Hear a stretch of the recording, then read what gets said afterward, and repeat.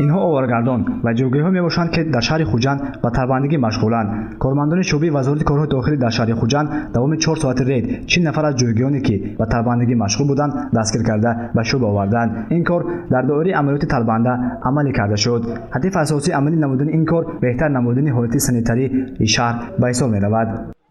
با نقش چاره‌بینی شعبه وزارت کارهای داخلی عملیات تلبانه یعنی عملیات تازه‌کنی در حدود شهر خوجند در مرکزهای مثال بازارهای پنجشنبه در محلهای 34 یعنی در ایستگاه‌های автовокзал یعنی این مردم رو با همراهی کودکشون با قدوی راه برآمده یعنی از ماشین‌های راهگذر مبلغ پولی طلب نموده ایستاده‌اند. از این حالت ما همچون با کارمندان با ناظران منطقه‌ای شعبه وزارت کارهای داخلی در شهر خوجند یعنی عملیات‌ها رو ба роҳ монда ҳамин корро идома дода истодем яъне дар ин сам корро бо идома дорад.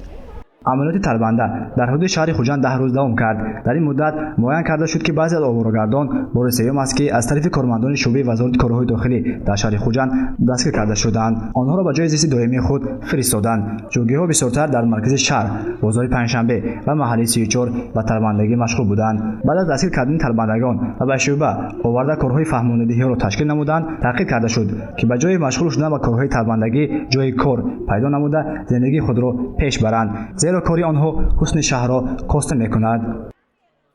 یعنی با شهر خوجند یعنی مرکزی ماموری ولایت می باشد یعنی از شهر و ناحیه ها مثال دیگر دولت‌های خارجی میبینن یا روی مثال مدنیت شهردار رو پس کرده ایستادند. بسیارتر از منطقه‌های مثال بازارهای پنجشنبه یعنی از ایستگاه‌های کوچه گاگارین یعنی محله گلستان کوارتال بهار همونجا بسیارتر به چشم میرسد. یعنی مرکزهای شهر خوجند یعنی در ایستگاه‌های اونیورماک عملیات تلبنده تا پورا تازه کردن مرکزی ماموری ولایت شهر خوجند ادامه می‌یابد. طبق اطلاعات کارمندان اکثریت جوگیان و آوارگردان از شهرهای پنجکین، باباجان غفورov، سپتامین، جبار رسولov، عینی، استرافشان و شهر خوجند میباشند. آنها با کار تلبندگی تا امروز مشغول میشوند. سبب اساسی دست به این کار زدن را به پشتی یا خود اولادی بودن آن رفت میدهند، ولی مقامات برای هر چیز زودتر پیدا نمودن جای کاری به آنها توصیه میدهند تا در شهر آوارگری نکنند.